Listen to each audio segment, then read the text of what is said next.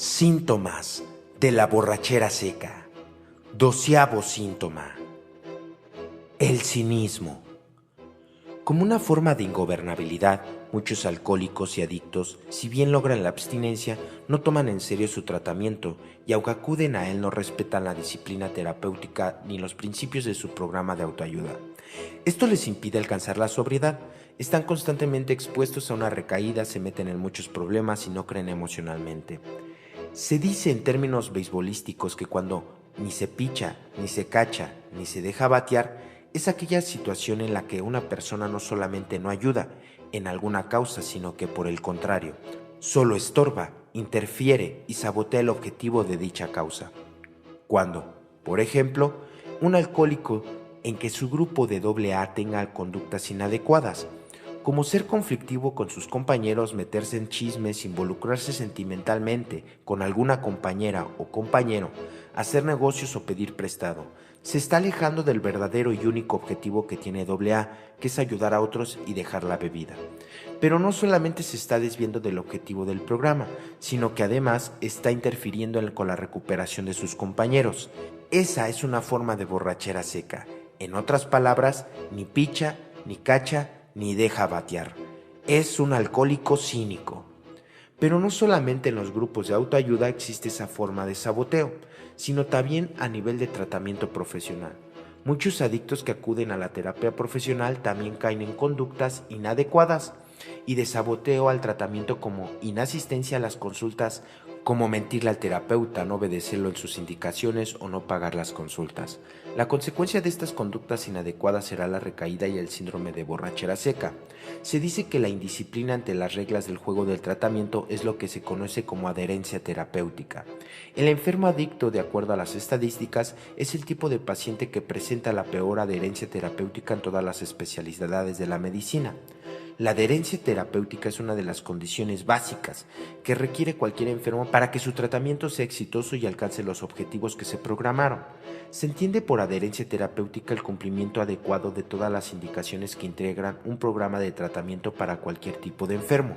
Por ejemplo, el tomar los medicamentos indicados a las horas señaladas y en las dosis prescritas, asistir puntualmente a tus citas, obedecer las recomendaciones del médico, como es el tipo de dieta, los ejercicios que les sugiera y respetar las prohibiciones que se les haga. Cuando un paciente desarrolla una adecuada adherencia terapéutica, el éxito de su tratamiento será mucho más óptimo y más rápido que en los demás, y las posibilidades de la recaída de su enfermedad serán mucho menores.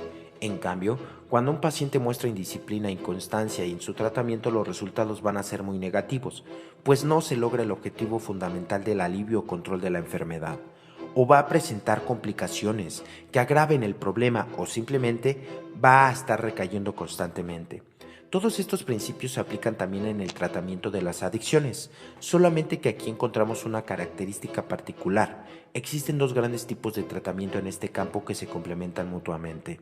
El tratamiento profesional llevado a cabo en los centros de rehabilitación, clínicas de desintoxicación, hospitales psiquiátricos y consultorios médicos o psicoterapéuticos, y las instancias de autoayuda, como son los grupos de alcohólicos anónimos o los de narcóticos anónimos. En el nivel médico profesional, las principales conductas a vigilar son: asistencia de sus citas sin fallar, puntualidad en las mismas, cooperación participativa del paciente en la psicoterapia, honestidad en lo que se dice, no manipulación, cumplir con las tareas que el terapeuta indica en sesión y sesión, cumplir con las reglas de juego impuestas por el terapeuta.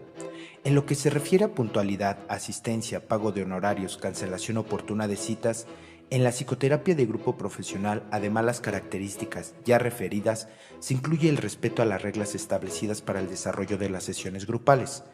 Por lo que se refiere a los grupos de autoayuda, existen unas reglas y una filosofía del programa que deben de ser respetadas al pie de la letra. Esas reglas están contenidas en las llamadas 12 tradiciones, cuyo objetivo es regular y proteger tanto a los miembros del grupo como al movimiento de AA en su conjunto. Por otro lado, cada grupo aislado tiene sus propias reglas. Como se dijo inicialmente, algunas estadísticas que se han elaborado han mostrado que los niveles de adherencia terapéutica más baja la tienen los enfermos adictos. El adicto es un individuo de carrera corta, habitualmente no termina lo que empieza. Es constante, se entusiasma mucho por algo en un principio y al poco tiempo se aburre y lo deja. no le gusta que le impongan reglas y no está habituado a disciplinarse la adherencia terapéutica. Exige todo esto y al alcohólico en recuperación le cuesta mucho trabajo aplicarlo. El adicto es el único caso de un enfermo que no solamente no acepta su tratamiento para controlar la enfermedad, sino que hace esfuerzos inauditos por seguirla padeciendo.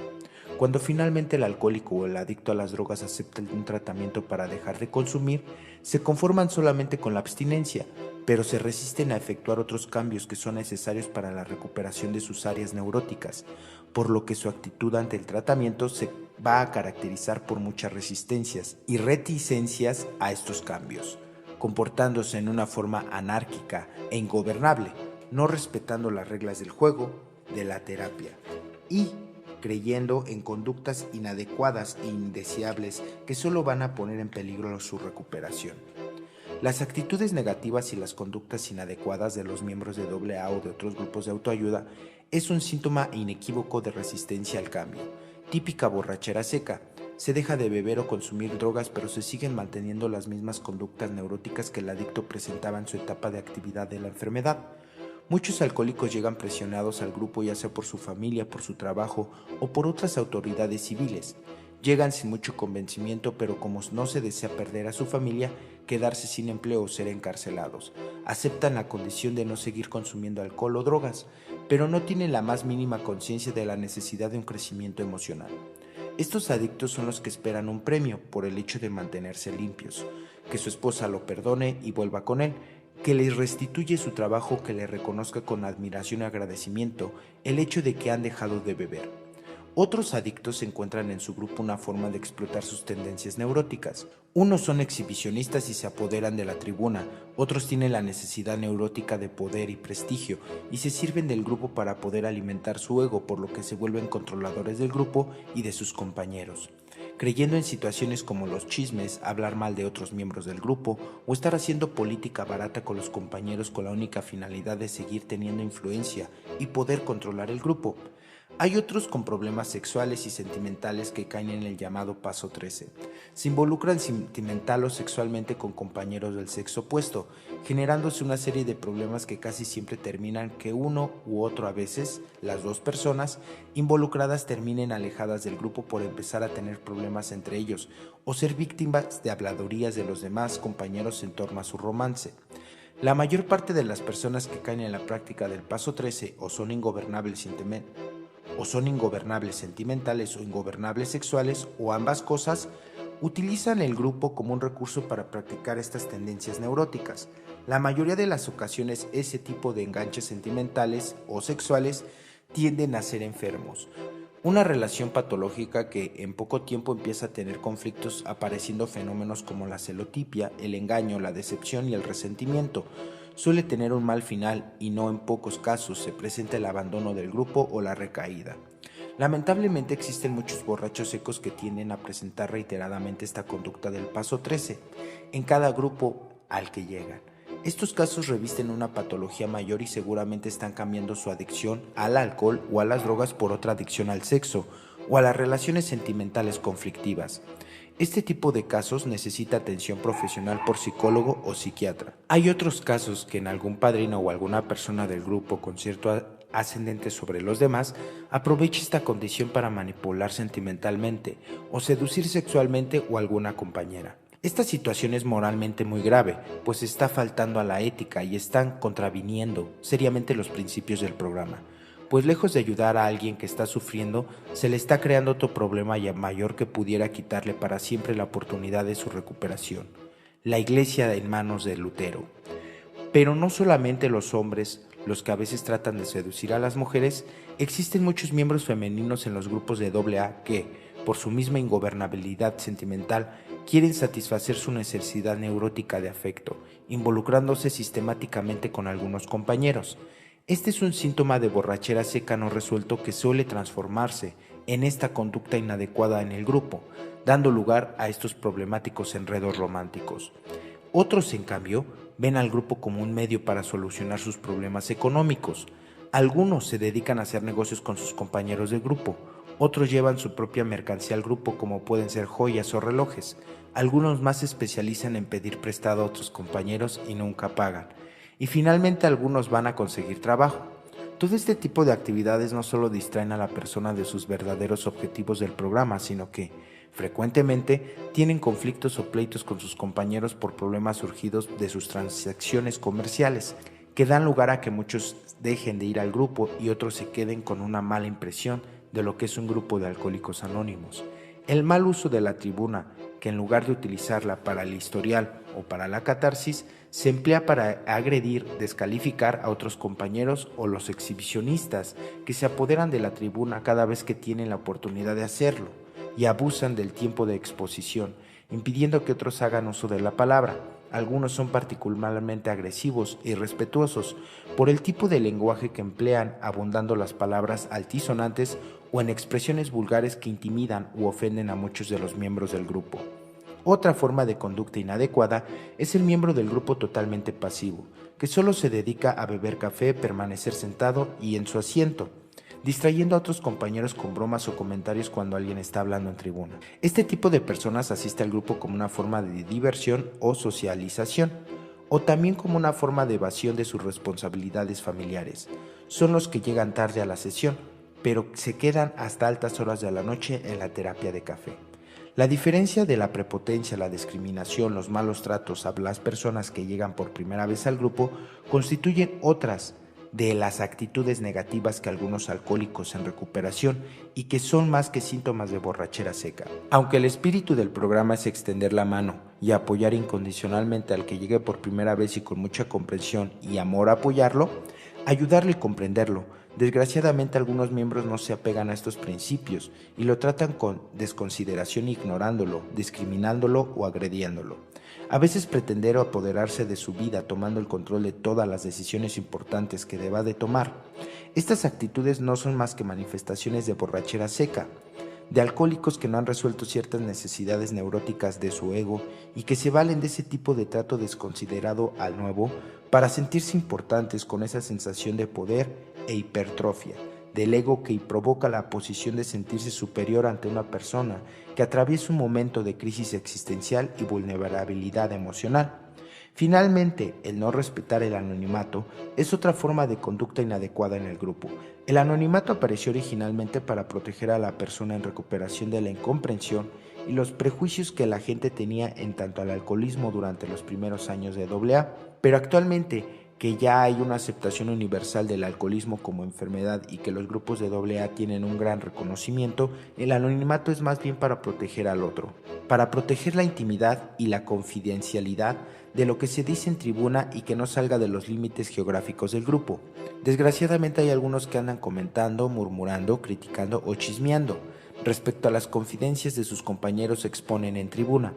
A veces también se aprovechan de esa información para valerse de ella y obtener favores de diferentes tipos: económicos, busca de trabajo, relaciones de influencia, seducción sentimental o acercamientos sexuales. ¡Cuánta borrachera seca! En lo que respecta al tratamiento profesional, hay muchos pacientes que no van totalmente convencidos al tratamiento, porque no hay una aceptación total del problema y están presionados por su familia, por su jefe o por la sociedad para que asistan a un tratamiento. Estos pacientes no van a la terapia en función de sí mismo, sino en función de aquellos que lo están presionando para que se traten. El resultado será una muy poca cooperación con el terapeuta, no decir la verdad de las entrevistas, mentir al respecto a que si se ha dejado de consumir o no, evadir el tema del alcoholismo o la adicción y en lugar de ello querer hablar de otras molestias como el insomnio o nerviosismo. Hay otras en cambio que llevan toda la intención de burlarse de su terapeuta y demostrarles que los demás que nadie podrá contra ellos. ¿Cuántos alcohólicos o adictos a las drogas engañan constantemente al médico o al psicólogo diciéndole que no han bebido o que no han consumido drogas, siendo que esto es totalmente falso? Y salen del consultorio muy contentos pensando que porque el terapeuta se creyó lo que le dijeron, ellos le ganaron la batalla. Como si asistir a la psicoterapia fuera una batalla de a ver quién gana y a ver quién pierde. Aquí lamentablemente el único que pierde es el alcohólico que seguirá con la presión de su enfermedad hasta que le ocurran cosas más terribles. Los familiares del adicto y el terapeuta lo único que perderán es su dinero en los primeros y su tiempo en el segundo.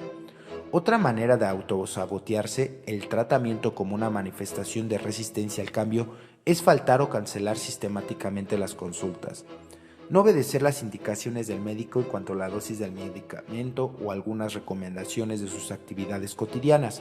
A muchos alcohólicos solo les interesa la prescripción de algún tranquilizante, sin respetar la dosis que el médico indique, casi siempre aumentándola y utilizándola como una forma de sustituir el alcohol. Otras formas de conducta inadecuada en el consultorio son aquellos pacientes que casi no hablan, o que se limitan a contestar con monosílabos, sí o no, muy bien, nada, no sé, quién sabe, etc. Este tipo de actitudes son muy típicas de adictos a las drogas, adolescentes o adultos jóvenes que ni han aceptado su enfermedad ni tienen los deseos de cambio. Hay algunos que son muy argumentadores y van a competir con el terapeuta a ver quién sabe más de los dos. Este tipo de pacientes, si bien aceptan su enfermedad y están de acuerdo con la abstinencia del alcohol y las drogas, se están resistiendo a cambios más profundos en sus actitudes, su conducta o sus relaciones interpersonales.